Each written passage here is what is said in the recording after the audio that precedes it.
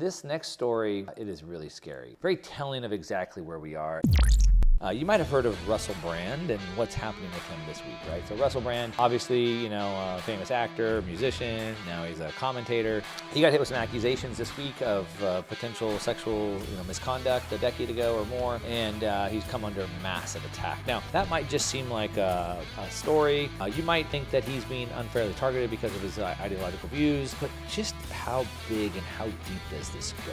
And that's the part I want to bring context to you for. You have to realize what is going on here, first of all. Russell Brand, like I said, famous actor, musician, whatever. Look, I mean, he was famous for being a drug addict, alcoholic, and having all kinds of wild sexual experiences. He was open about it, vocal about it. I think talked about it in books. I mean, very, very, very open about it. So you would think that during that time and doing those things, you would have heard about, potential sexual misconduct happening.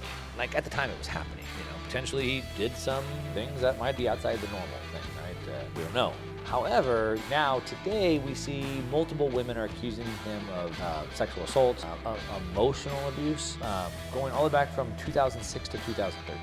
Now, I don't know UK law. I think in the United States there's, statute of limitations, which I think that's way longer than that. Typically, hey, if this happened to me, I should probably go talk about it now, not 2006 to now. What is that, 15 years later? But these accusations, they come not from the individual people, but from a joint investigation by the Sunday Times and Channel 4. Russell Brand, of course, obviously strongly denies this. He says, hey, look, I did some crazy sexual things. I talked about them at the time, but I never did this. That's the high-level story. You can go read that anywhere. But here's the important part. What happened since then? So this is an allegation. Allegedly, per some investigative reporter, allegedly he did these things. In the United States, and I believe in the UK as well, we're supposed to be innocent until proven guilty, and that's proven by beyond a shadow of a doubt. So in court, that must be proven, and I'm innocent until that has happened. We don't even have charges filed. There's not even an indictment. This is just an allegation that was made, and all of a sudden, just like clockwork, YouTube demonetized Brand's channel. Now, Russell Brand has over 6.5 million subscribers on YouTube, and he makes content talking about issues that nobody wants you to talk about. So vaccines, the wars, the election, things like that, which are obviously topics they would like him to stop talking about. So it seems sort of weird that YouTube would just demonetize his entire channel. What's even weirder than that is why would they do that? Allegedly, a news report shows that he had sexual misconduct 15 years ago, and then he shut off his ability to make money. Now, it wasn't just nice and innocent. This is where you have to start paying attention. YouTube did that. Well, how does YouTube have anything to do with what's going on with an alleged thing with Channel 4 News over in the UK? Shortly after that, the chair of Culture, Media and Sports Committee in the UK Parliament, so the UK Parliament sent letters to X, Twitter, the BBC, TikTok, GB News, Channel 4, and Rumble. And in this letter, they asked if Russell Brand was able to monetize his content on those platforms. They said, quote, let me read it to you. While we recognize that TikTok is not the creator of the content published by Mr. Brand, and his content may be within the community guidelines set out by the platform, we're concerned that he may be able to profit from his content on the platform. End quote. Let's think about that. We understand that his content may be totally within your guidelines, but what we're concerned on is he may be able to profit. Since when is being allegedly accused of a crime mean you can't work? You're supposed to be innocent until proven guilty, but now if you're even alleged, not even indicted, not even charged, alleged to have done something wrong, you can't work anymore. You can't make money. What kind of world is that? Let me be clear. I have 3 sisters. I have 2 daughters.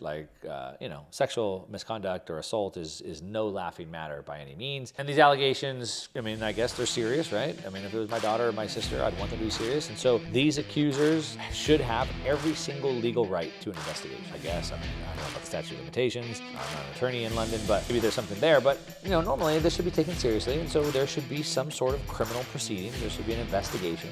And there might be, after the investigation, there might be some criminal proceedings if the evidence that's been found warrants that, if it merits that. But again, Brand is innocent until proven guilty, and social media platforms and governments should have zero power to strip him of his ability to make money. I would think that democratic governments should not have the ability, should not have the power, should not want to try to step in front of it. I think it's completely inappropriate for representatives of that to use big tech to punish people for, again, alleged misconduct. Doing so violates the fundamental process of due process. This is a legal principle that goes all the way back to 1354 in the Magna Carta, established by British King Edward III. Just because someone alleged it, they took it down.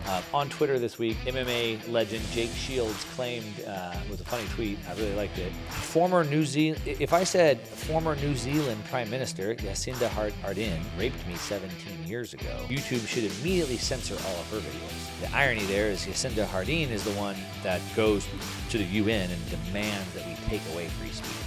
If we allege that she did this, hey, she raped me 17 years ago, then should YouTube also censor her stuff? Do you think that would happen? Maybe we should try that. If you're listening, go ahead, file that report. Allege it. Let's see what happens. I highly doubt that's what will happen. But the problem, again, let me put this in context for you, isn't just Russell Brand. Just the fact that he lost his demonetization is a big problem. But what the bigger problem is the direction in which we're going, the pattern that's being established here. In 2022, Justin Trudeau froze the bank accounts of the Freedom Convoy truckers. British banks recently shut down the banks of Brexit campaigner Nigel Farage, again, for his ideological views. Nothing legal that he did wrong, nothing financial, same as what Trudeau did to the convoy truckers. They didn't do anything illegal. It was the ideological views that they had. My friend I've had on the show, Dr. Joseph Mercola, had his bank accounts shut down for the same reason. He didn't do anything wrong legally, didn't do anything wrong financially, for ideological reasons. We see the White House in the United States, Department of Homeland Security, Centers of Disease Control, demanding even more online censorship of populist voices. Anyone that resists the narrative, such as COVID measures, things like that, that's just the tip of the iceberg.